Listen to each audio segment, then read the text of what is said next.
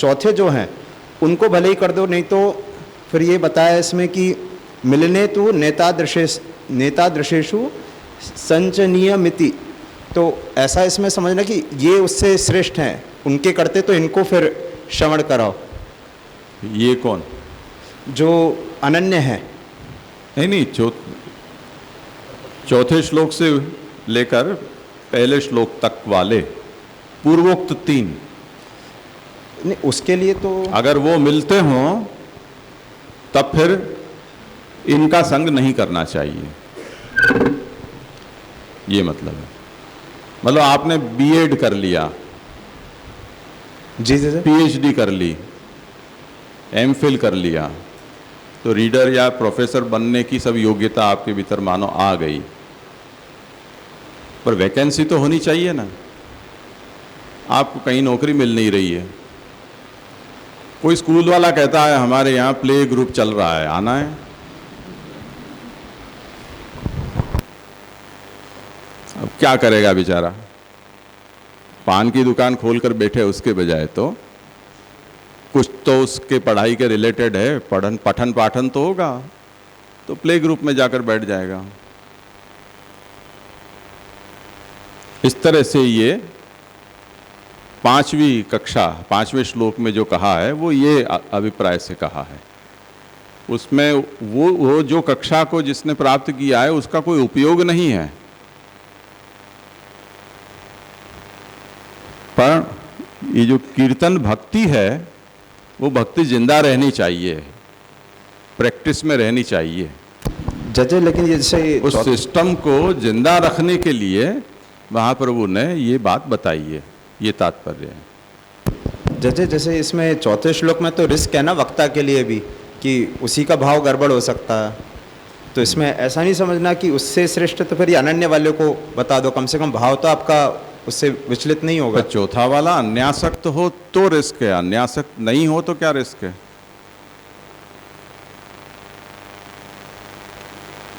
उतने अंश को लेना है उसमें, अन्यासक्त को छोड़ मत दो।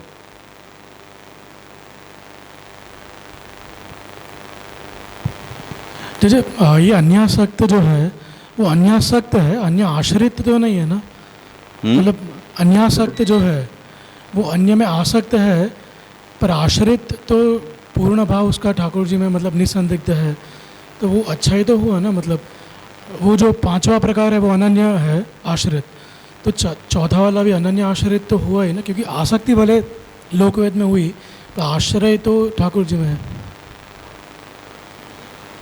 आसक्ति को छुड़ाया जा सकता है,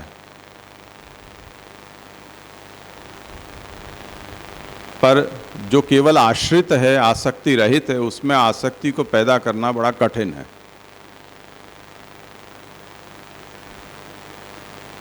जैसे माधवदास के संबंध में ये बात आई थी कि फरियाद की कि इसने वेश्या रखी है, तो महाप्रभु ने उनको बुलाकर पूछा और उन्होंने स्वीकार किया कि हाँ मैंने रखी है। तो सब लोग हा करने लगे कि देखो अब तो महाप्रभु गुरु के सामने भी मुंह फट हो गया है, कोई लाज शर्म नहीं बची है। तब महाप्रभु ने कहा कि धीरज रखो, कि ये बड़े भगवदियों के द्वारा मार्ग में इनका प्रवेश हुआ है, ठाकुर जी को उसका मन फेरते कितनी देर लगेगी। तो मन फेर गया उनका कालांतर में। क्षिप्रम भवति धर्मात्मा शाश्वत शांतिम निगच्छति। तो अन्यासक्तता को यहाँ पर हमें उस अर्थ में नहीं लेना चाहिए कि जिससे वो सर्वथा त्याज्य कक्षा में जा पड़े, क्योंकि हमें भक्ति मार्ग और शरण मार्ग के बीच में से हमें इसको निकालना है। तो उस मार्ग की मर्यादा से बाहर निकल जाए ऐसा अर्थ हम इसका नहीं ले सकते हैं। उसका उदाहरण हम ऐसा ले सकते हैं कि जैसे गोप बालकों को वन में ठाकुर जी के साथ खेलते हुए भूख लगी, या ताल वन में गए तो ताल फल खाने की इच्छा हुई,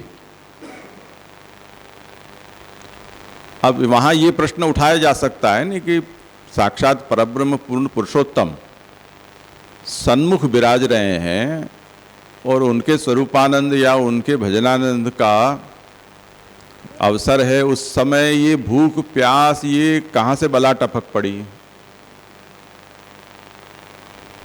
लगनी ही नहीं चाहिए भूख।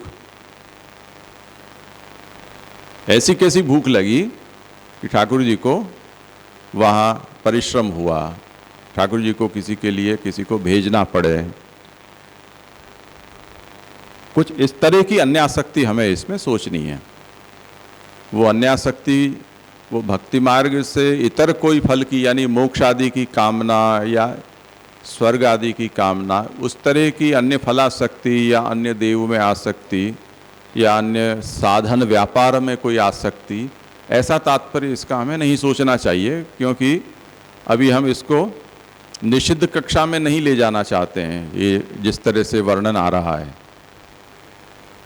तो शरण मार्ग की दृष्टि से जो उत्तम है उसमें भक्ति मार्ग तो वैसे ही उत्तम आ ही पड़ा।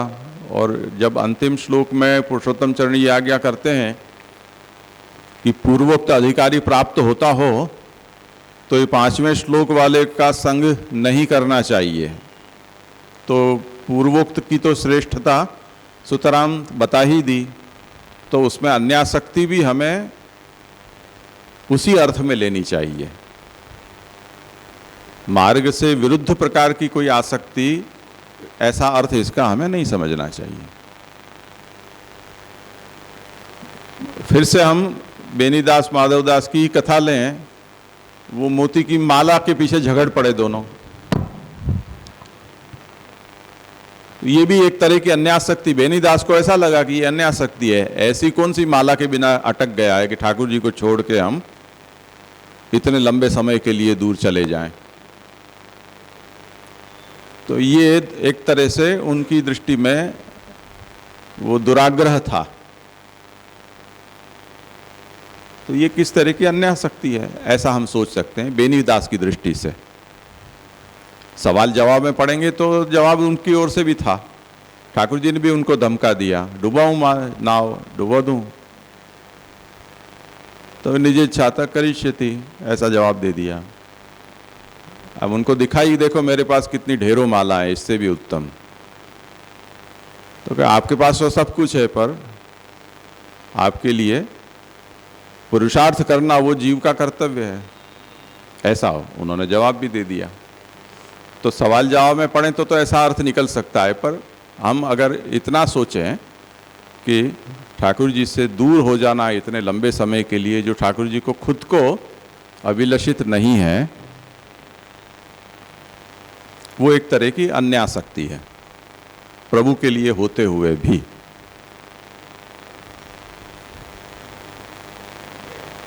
ठीक है। एक देखिए हर्राय जी की टीका में एक जो सेंटेंस है ना, वो थोड़ा ऐसा मतलब अपने सिद्धांत से थोड़ा विपरीत लग रहा है, इसलिए थोड़ा प्रश्न उठ रहा है। मतलब मैं तो हिंदी भाषांतर पढ़ रहा हूँ, उसमें चौथे श्लोक का जो है ना, उसमें लास्ट 2-3 लाइन में है अधम श्रोता के लिए, अन्यासक्ति के लिए। पढ़ूं मैं? हाँ, हिंदी पढ़ रहा हूँ जैसे मैं। तात्पर्य यह है कि ऐसा अधम श्रोता जलभेद में क्षेत्र प्रविष्टा के मतलब आजीविका का साधन बनाकर दूसरों के सामने भगवत गुणानुवाद करने वाले को सुन रहा है, मतलब ऐसे वक्ता को सुन रहा है, ऐसा कुछ अधम कहा है। तो जो निषिद्ध है अपने वाक्य के, जो भगवत भक्ति को आजीविका बना के सुन रहा है, तो यहाँ हर्राय जी उसको कैसे ले रहे, थोड़ा वो ये है ना, तत्रासक्त्या वृत्त्यादि संपादकत्वेन लोकानाम अग्रे कथनार्थ भगवद गुण श्रोतार क्षेत्र प्रविष्टा इत्यादि उक्तेन गुण गायका भावग्राहका अधमः परिकीर्तिता इत्यर्थः।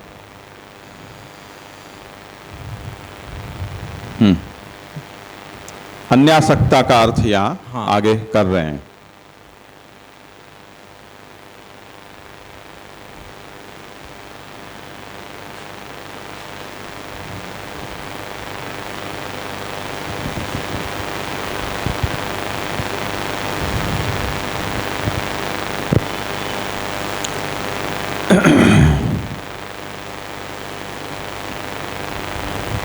ये केचित ब्राह्मणत्व शूद्रत्वादिभिः उत्कर्षापकर्ष युक्ता अपि अन्यत् ग्रहादिकम तत्र आसक्त्या वृत्त्यादि संपादकत्वेन लोकानाम अग्रे कथनार्थम भगवद गुणश्रोतारः क्षेत्र प्रविष्टा इत्यादिना उक्त गुणगायक भावग्राहकाः ते अधमाः परिकीर्तिताः। तात्पर्य यह है कि क्षेत्र प्रविष्टास्ते चापि मध्यमा क्या है, क्षेत्र प्रविष्टाते चापि संसारोत्पत्ति हेतवः और अधमाः परिकीर्तिता। यानी खेत में फसल को पानी देने के लिए जो नाली बनाई जाती है, वो नाली में से जल जाता है और वो फसल को पानी पहुंचाता है, उससे अच्छी फसल होती है। तो जैसे वो पानी नाली का धान की उत्पत्ति को बढ़ाने वाला होता है, उस तरह से जो भगवत गुण का कथन करने वाले अपने घर परिवार के आजीविका को चलाने के लिए, वृत्ति के लिए जो गुणगान आदि करते हैं, उनके भाव भी खेत में जल पहुंचाने वाली नाली के समान हमें समझना चाहिए। जैसे उस नाली से धन धान्य उत्पन्न होता है, उसी तरह ऐसे वक्ता के मुख से श्रवण करने पर श्रोता में सांसारिक भाव ही पैदा होते हैं, ज्ञान वैराग्य भक्ति प्रकट नहीं होते हैं, ऐसा वहाँ समझाया गया। उसे कहते हैं अन्यासक्ताः, यानी ये श्रोता। आप पंचपद्यानी पे आ जाओ कि जो पूर्ण भाव वाले हैं, कदाचित पूर्ण भाव वाले हैं, कदाचित पूर्ण अर्थ वाले हैं, सर्वदा नहीं हैं, और जो अन्यासक्त हैं, ऐसे जो श्रोता, उन श्रोताओं को अधम श्रोता कहा जाना चाहिए। अब ये अन्यासक्त श्रोता का मतलब क्या? सरल पंक्ति से जो अर्थ हो अलग से कर लेंगे। अभी इतना समझ लो कि हरिया महाप्रभु ये कहना चाहते हैं कि ये श्रोता उनके मुख से कथा श्रवण करना चाहते हैं कि जो कथाकार स्वयं वृत्ति के लिए कथा करते हैं। इसलिए अन्यासक्तता का मतलब सांसारिक दृष्टि से या वृत्ति के लिए कथा करने वाले वक्ताओं में आसक्त ऐसे श्रोता, ये उसका तात्पर्य है। अब देखो, ये केचित ब्राह्मणत्व शूद्रत्वादिभिः उत्कर्ष अपकर्ष युक्ता अपि, यानी कोई ब्राह्मण है, कोई शूद्र है, कोई उत्कृष्ट है, कोई अपकृष्ट है, फिर भी अन्यत ग्रहादिकम, अन्यत आसक्त्या, यानी ग्रह आदि में आसक्ति वाले हैं। तो वो क्या करते हैं? वृत्त्यादि संपादकत्वेन लोकानाम अग्रे कथनार्थम, अपनी वृत्ति प्राप्त करने के लिए वो लोगों के सामने भगवत गुण का कथन करते हैं। ऐसे वक्ताओं के मुख से जो श्रवण करते हैं, वो श्रोता अन्यासक्त श्रोता कहे जाते हैं। और जलभेद में जो क्षेत्र प्रविष्टा तेचापि संसारोत्पत्ति हो हेतवः, वहाँ पर उन जो अधम वक्ता कहा गया है, वहाँ उक्त गुणगायक भाव ग्राहकाः, ऐसे जो वृत्ति के लिए गुणगान करने वाले हैं, उनके भावों को वो ग्रहण करने वाले श्रोता होते हैं। उसके कारण ये भी यहाँ पर अधम कहे जाते हैं। तो पुरुषोत्तम जी ने जो आगे यहाँ अर्थ किया ना, कि जैसे श्रोता के साथ वक्ता बैठकर और कीर्तन करेगा, वो श्रोता के भावों को भी ग्रहण कर लेगा, इसलिए उसके संग को छोड़ना चाहिए। कुछ उस तरह से यहाँ उसका उल्टा श्री हरिराय महाप्रभु कहते हैं कि ये जो अन्यासक्त हैं वो कैसे हैं, सुनना तो कुछ चाहते हैं पर कहाँ से किससे सुनना है इसका जिसको विवेक नहीं है। तो इन दिनों तो सब ऐसा ही होता है कि कुछ हम बहुत समय से कुछ जलसा किया नहीं है तो चलो कर लेते हैं।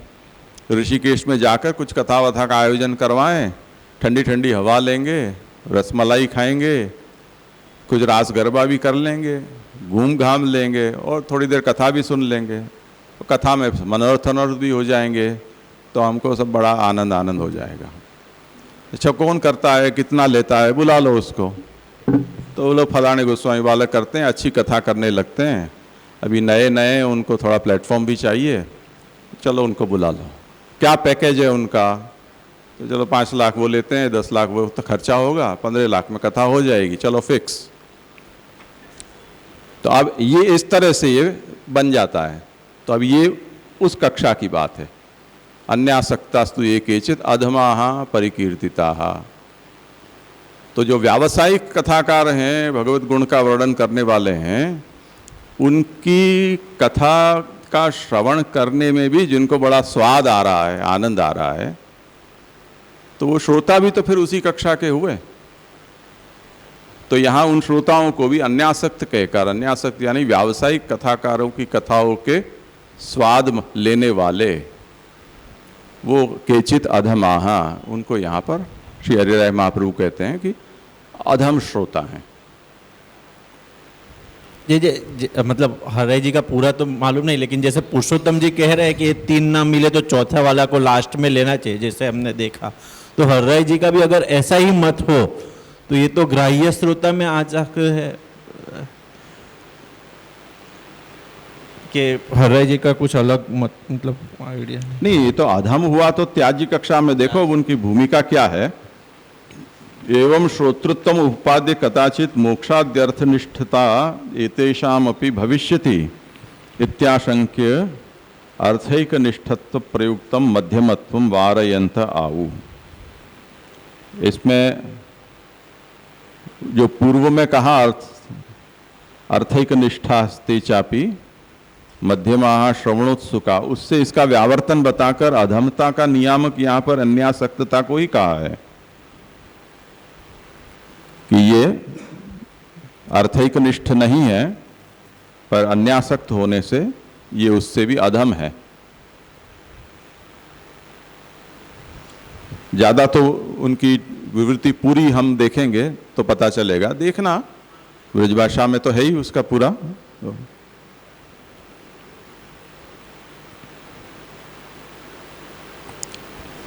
ठीक है, तो और कोई बात है? हाँ, दंडवत प्रणाम। जय जय जय जय। यहाँ पे चौथे श्लोक में कहा कि कदाचित न तो सर्वदा, तो ये जो श्रोता है इनमें पूर्ण भावेन पूर्णार्थ और निसंदिग्धम कृष्ण तत्व वाला जो भाव है वो काल परिच्छिन्न है, वो सदा बना नहीं रहता है। तो इसको ऐसे समझ सकते हैं कि जब इन्हें वक्ता का संग हो रहा है तब इनमें ये भाव प्रकट हो रहा है, या फिर ये प्रेडिक्टेबल नहीं है, फ्लक्चुएट करता रहता है। तो वक्ता भी ये बता नहीं सकता है कि कब ये किस प्रकार का भाव रखेंगे, तो उन्हें सावधानी इस संदर्भ में रखनी चाहिए। किस कारण से उनमें ये भाव सदा सर्वदा नहीं रहता है वो तो हम कई सोच सकते हैं। जैसे अभी मैंने कुछ उदाहरण दिए, तो उन उदाहरणों में हम ये देख सकते हैं कि जिस वक्ता को अपने संप्रदाय निष्ठा वाले श्रोता वर्ग उपलब्ध नहीं होते हैं, तो मनोरंजन के लिए या उनके संतोषार्थ उनके भाव के या निष्ठा के अनुरूप निरूपण वो करता है। तो इसका मतलब ये हुआ कि उसकी अंतर्निष्ठा है वो विचलित हो गई। दूसरा, सेक्युलर का मैंने उदाहरण दिया कि वक्ता यदि सेक्युलर नेचर का है तो जो जिस प्रकार की श्रोता इच्छा प्रकट करेगा उसके अनुरूप वो वहां प्रस्तुति कर देगा, उसकी अंतर्निष्ठा कहीं भी नहीं है, कांग्रेसी नेचर का है। तो वो मुसलमानी टोपी भी पहन लेगा, भगवा साफा भी पहन लेगा, जहाँ जाएगा वैसा वो हो जाएगा। भीतर से वो किसी भी धर्म के प्रति आस्था रखने वाला नहीं है।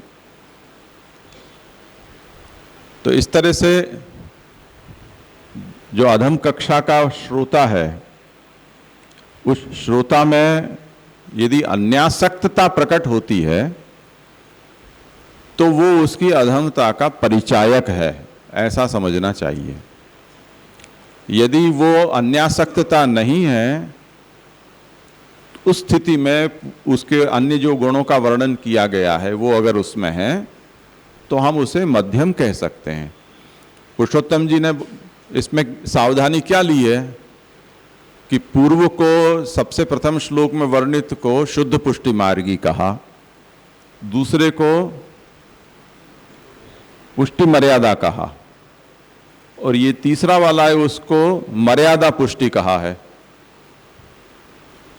तो मर्यादा पुष्टि का मतलब क्या हुआ कि जो साधन परायण है पर पुष्टि का उसमें आवेश है या एलिमेंट थोड़ा है, उसके कारण पुष्टि का जो तत्व है वो उसमें निसंदिग्धम कृष्ण तत्वम सर्वभावेन ये विदु आवेशात निरोधाद्वा विकलाः, ये एलिमेंट्स पुष्टि से आ रहे हैं। और अन्यासक्तता, अन्य साधना शक्ति, वो उसकी मर्यादा के अंश से आ रही है। तो मर्यादा प्रधान पुष्टि मिश्र ये अधिकारी, ये श्रोता है, ऐसा श्री पुरुषोत्तम जी का यहाँ पर अभिप्राय है। तो संगत हो जाएगा।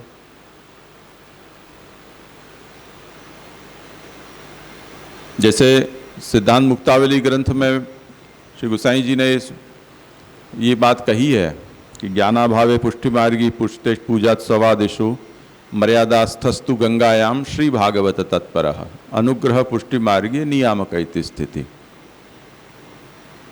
ज्ञानाभयवे पुष्टि मार्गी पूजोत्सवादिषु तिष्ठेत भागवत तत्पर सन, ऐसा उसमें जोड़ देना चाहिए।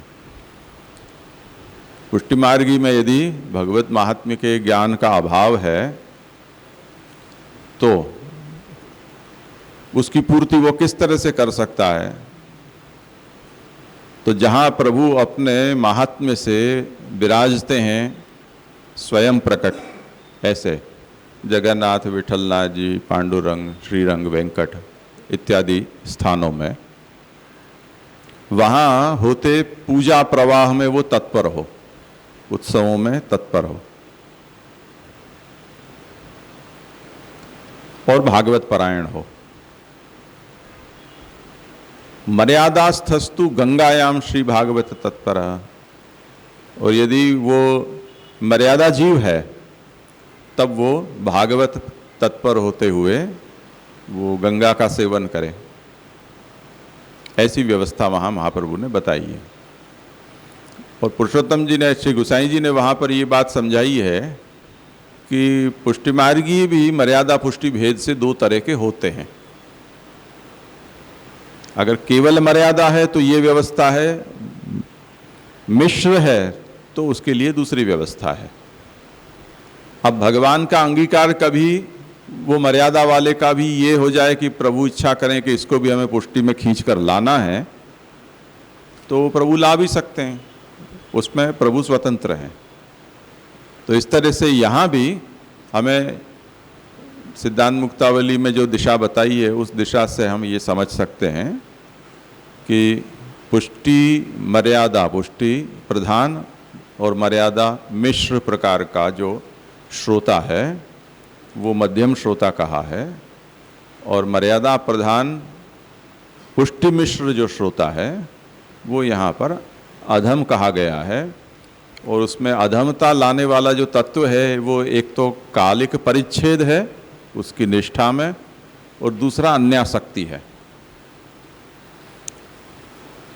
तो कालिक परिच्छेद ये है कि उसके भीतर भगवत स्वरूप का ज्ञान सदा सर्वदा एक सा नहीं रहता है, वो सर्वदा नहीं निभता है, वो कालिक परिच्छेद हुआ। और अन्य साधन में निष्ठा ये उसका मर्यादा का अंश है जो उसको वहाँ से विचलित कर रहा है। तो ऐसा यदि नहीं है, अन्यासक्तता उसके भीतर नहीं है, और ये बात है कि पूर्ण भाव, पूर्णार्थता या भगवत आवेश, ये सब कभी चढ़ते रहते हैं, कभी उतरते रहते हैं, ऐसा यदि होता है तो ठीक है, वो इतना है या त्याज्य नहीं है, वो फिर मध्यम कक्षा में आ जाएगा। अन्यासक्तता उसको ज़्यादा नीचे गिराने वाली बनती है कि भी ठाकुर जी होते हुए फिर इन सब की क्या आवश्यकता है, जिसका उदाहरण हमने अभी दिया कि हम एक और तो प्रभु सेवा का आग्रह करते हैं और फिर अन्य साधनों में हम प्रवृत्त होते हैं, तो इसका औचित्य क्या है। मानो कि अष्टाक्षर जप ही है, अब कृष्ण सेवा कर रहे हो, अधिक मास में ऐसा कौन सा प्रलय हो जाने वाला है जो 1 लाख या 10 लाख अष्टाक्षर का ऐसा घोर संकल्प आपने कर लिया, और वो भी आपने औरों से करवाने का संकल्प कर लिया, खुद तो नहीं कर रहे हैं। तो सब लोगों को ये अपने संख्या देनी है कि किसने कितने जपे, और टोटल गिनने वाला मनोरथ ही है, वो केवल गिनेगा कैलकुलेटर से कि किसने कितने जपे। अगर कुछ किसी ने कम जपे हैं तो 2-4 लोगों को 2-4 घंटा और बैठा कर खत्म करो ये मामला, ये टारगेट पूरा होना चाहिए। अरे तो ये क्या बात है, भगवत नाम में उच्चारण में ऐसी कृत्रिमता, तो ये कुछ अन्यासक्ति हो गई है। वही चतुर्मास आ जाता है तब भी कुछ लोगों को वो अन्यासक्त होते हैं, हमारा 1 टाणा 6, अरे 4 टाणा करो चतुर्मास में, 1 टाणा क्यों चतुर्मास में, क्यों 12 महीना करो, करना है तो, अगर स्वास्थ्य लाभ के लिए करना है। ये वो दिमाग में कुछ भूसा भरा हुआ है, वो अभी मर्यादा का भूसा निकला नहीं है, उसका ये परिणाम है कि वो अन्य साधन जो मार्ग में प्रतिबंधित हैं, निंदित हैं, उन सबको किसी न किसी द्वार से अंदर घुसाकर अपनी मर्यादा आसक्ति को पोषित करना, तो ये सब विचलन है।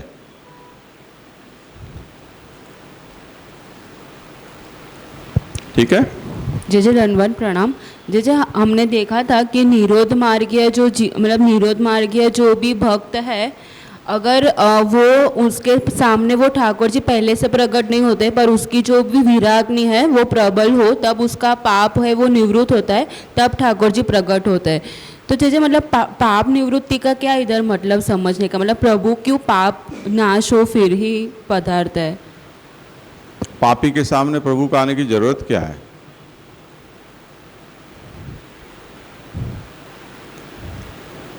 प्रभु किसी को क्यों विरह देते हैं, किसी को दुख देना उसमें कोई आनंद थोड़ी आता है।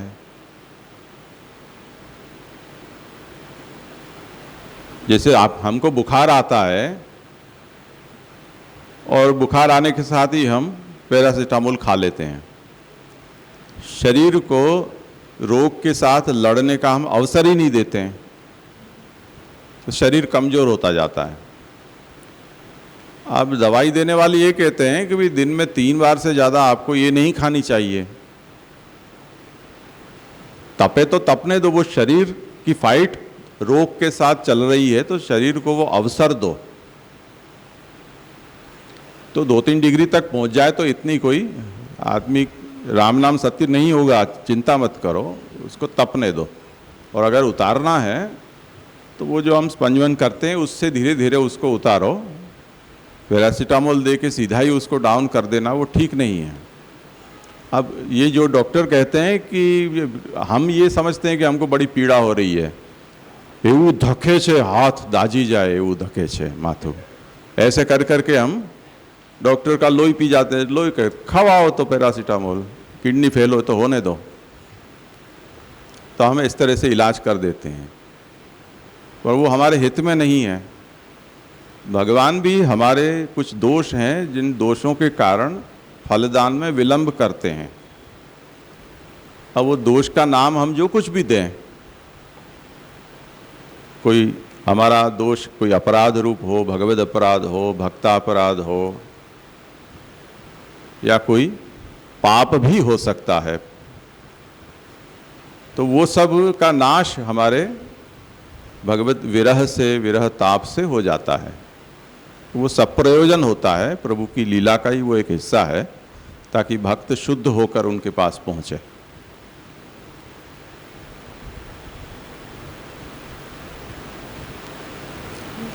ऐसा भगवान ही करते हैं, ऐसा नहीं हम भी करते हैं।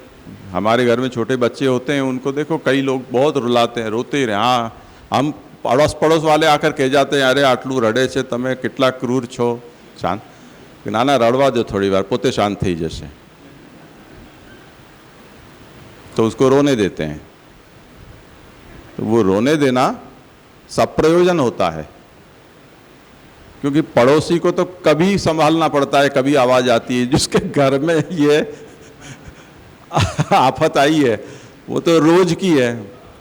अगर उसको ये आदत पड़ गई बच्चे की कि जरा सी यूं करो और दौड़ दौड़ कर उसके पास जाओगे तो वो उसके अलावा और काम ही नहीं है। वो तो पड़ा है, उसको केवल यूं करना है। और ऐसे में हम दौड़ दौड़ कर उसको अटेंड करेंगे तो दुनिया हमारी अंदर अटक जाएगी, कुछ काम ही नहीं हो पाएगा। तो उसको ये अभ्यास कराना है कि तुम्हारा रोना यदि सार्थक सप्रयोजन है तब तो ठीक है, पर केवल हमारा ध्यान आकृष्ट करने के लिए अगर तुम रो रहे हो तो रोते रहो। तो थोड़े दिनों में वो बच्चा समझ जाता है कि अब फिर हमें फिजूल में नहीं रोना है, जब सचमुच में इमरजेंसी हो तभी हमें रोना चाहिए। तो वो कष्ट है, वो कुछ गिनती से दिया गया कष्ट है, सोच समझ कर दिया गया कष्ट है। भगवान भी ऐसा ही करते हैं।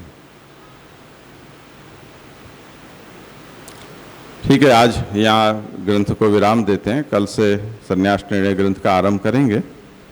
और अगर ये भूमिका तो आप लोग जरूर पढ़ लेना, उससे सभी शंकाओं का समाधान हो जाएगा और एक नई दृष्टि मिलेगी।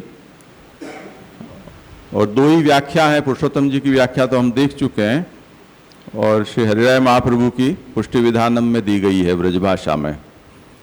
तो इसे देखने के बाद ग्रंथ का आपको सर्वतोमुखी आभास हो जाएगा। तो निस्संदिग्धम कृष्ण तत्व में से ये पंचपद्यानि का भी निस्संदिग्ध ज्ञान, ये तीन व्याख्याओं का अवलोकन करने पर सिद्ध हो सकता है। यहाँ आज विराम रखते हैं, कल फिर संन्यास निर्णय को लेकर मिलें।